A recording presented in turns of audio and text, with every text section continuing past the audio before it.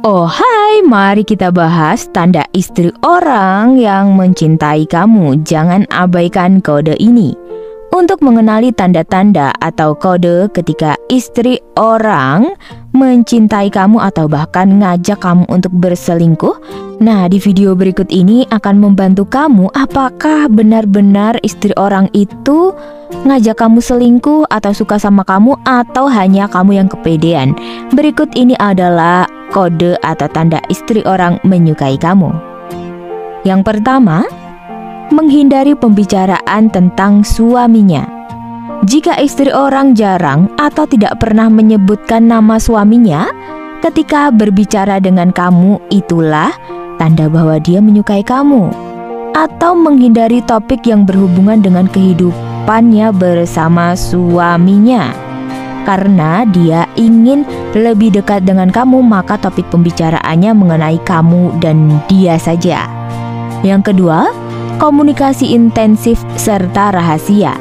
Jika istri orang sering mengirimkan pesan atau menelepon kamu, terutama pada waktu yang tidak biasa atau secara diam-diam atau rahasia, hal tersebut tanda bahwa dia itu sedang menggoda kamu.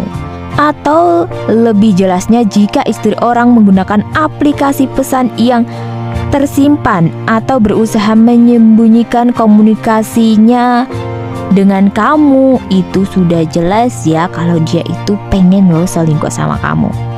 Yang ketiga, melakukan kontak fisik. Jika istri orang sering menyentuh kamu dengan cara yang lebih intim dari biasanya, seperti contohnya menyentuh lengan, menyentuh punggung, menyentuh tangan, atau bahkan wajah kamu, sudah jelas bahwa dia itu suka loh sama kamu.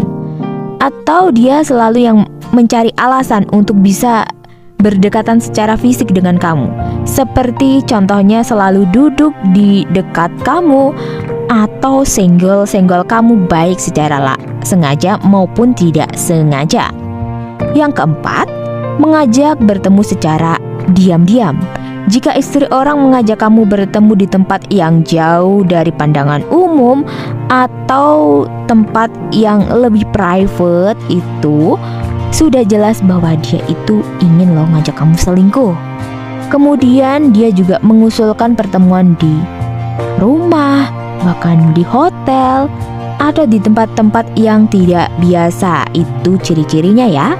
Yang kelima, mengungkapkan ketidakpuasan dalam pernikahannya.